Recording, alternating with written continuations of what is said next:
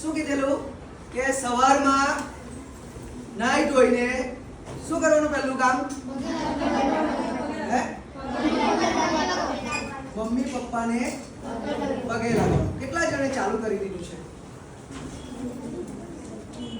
હજી 50% લોકોએ ચાલુ કર્યું છે. 50% હજી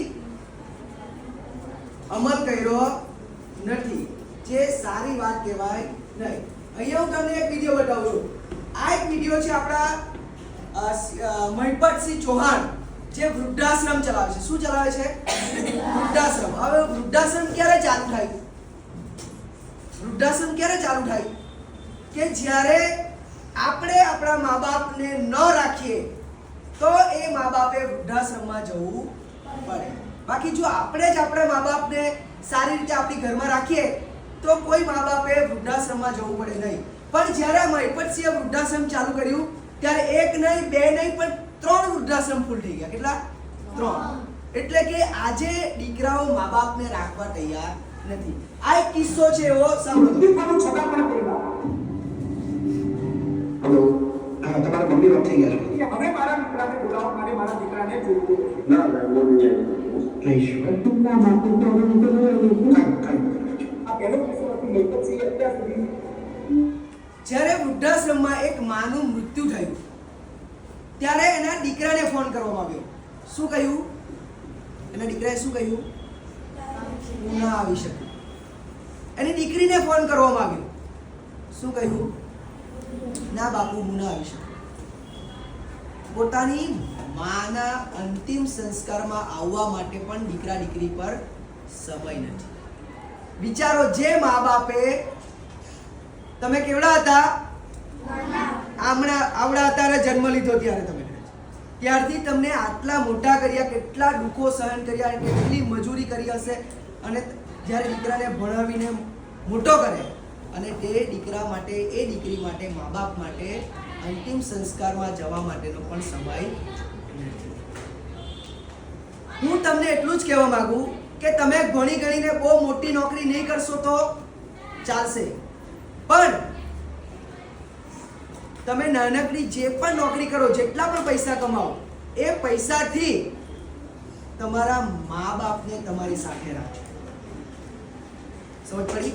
આજે જેટલા તમે નાના છો ત્યારે તમારા મમ્મી પપ્પા તમને જેટલા પ્રેમથી રાખે છે, તમને જેટલો પ્રેમથી લાડ લડાવે છે, તમને જે જોઈએ તે લઈને આપે છે, તમે ભણો એ માટે પોતે બધા પોતાના શોખ બધા ભૂલી જઈને તમારી પાછળ પૈસા ખર્ચે છે, તો એ મા બાપ જ્યારે વૃદ્ધ થશે અને તમે મોટા થશો ત્યારે એ વૃદ્ધ મા બાપની જવાબદારી કોની છે? કોની? તમારી છે.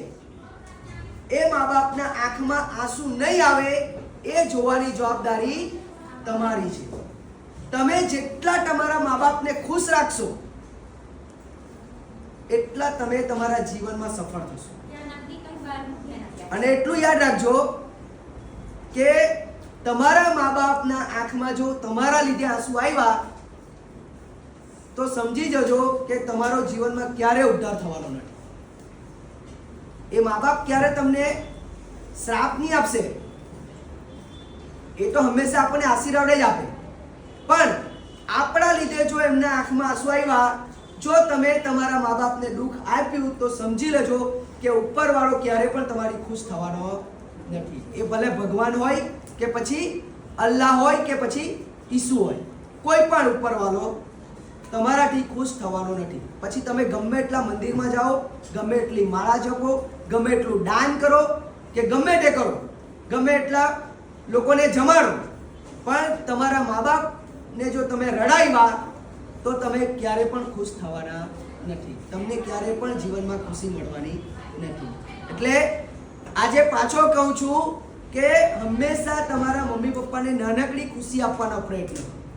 પહેલી ખુશી, તમે સવારે ઉઠીને નાહી ધોઈને ભગવાનને પગે પડો, સાથે તમારા મમ્મી પપ્પાને પણ પગે પડો. એમને બહુ આનંદ થશે અને તમને પણ આનંદ થશે, કારણ કે આ પૃથ્વી પર સૌથી મોટા ભગવાન આપણા મા બાપ જ છે, એનાથી બીજું કોઈ નથી. બાકી આજે તમે કોઈના પર 10 રૂપિયા માંગો, કોઈ આપે? કોઈ આપે નહીં આપે. તો તમારા મમ્મી પપ્પા આખો દિવસ મજૂરી, બધાના મમ્મી પપ્પા કઈ સારી નોકરી નહીં કરતા હોય. કોઈ મજૂરી કરતું હશે, કોઈ ટેલરિંગ કરતું હશે, કોઈ ખેતીમાં બીજાની ખેતરમાં આખો દિવસ તડકામાં કામ કરતું હશે.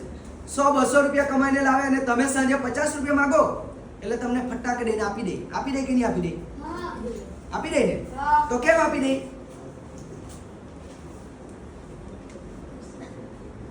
કારણ કે આપણા પ્રત્યે એમને અનહદ પ્રેમ છે.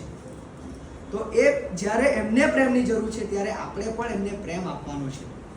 એટલે યાદ રાખજો, હંમેશા મોટા થઈને તમારા મમ્મી પપ્પાને તમારી સાથે રાખજો. અને જે આ દીકરીઓ છે એ તમારા જે હસબન્ડ હશે, તમારો ઘરવાળો, એના મમ્મી પપ્પાને તમારી સાથે રાખવાનું છે. સમજ પડી? એ કોઈ મા બાપે, તમારા કોઈ મા બાપે આ વૃદ્ધાશ્રમમાં જવાની જરૂર પડવી જોઈએ નહીં. સમજ પડી? જે આજે બર્થડે છે ને, એક સંકલ્પ લે આજથી, બરાબર? તો કરશો આટલું કામ બધા? કરશો ને? 20-30% બાકી છે, એ કાલ સવારથી બધાનું શરૂ થઈ જવું જોઈએ. અને આ કોઈ એક દિવસ માટે નથી, આપણી રોજિંદી ક્રિયામાં આ વણાઈ જવું જોઈએ. સવારે ઉઠે, નાહી ધોય એટલે જેવા આપણે આપણા ઘરે પૂજાનું હોય એમાં પગે પડીએ, એની સાથે જ આપણા મમ્મી પપ્પાને પણ પગે લાગવાનું છે. કરશો ને બધા? આટલી વાત માનશો ને મારી? ઓકે, બહુ ડાયા છે બધા એમ તો.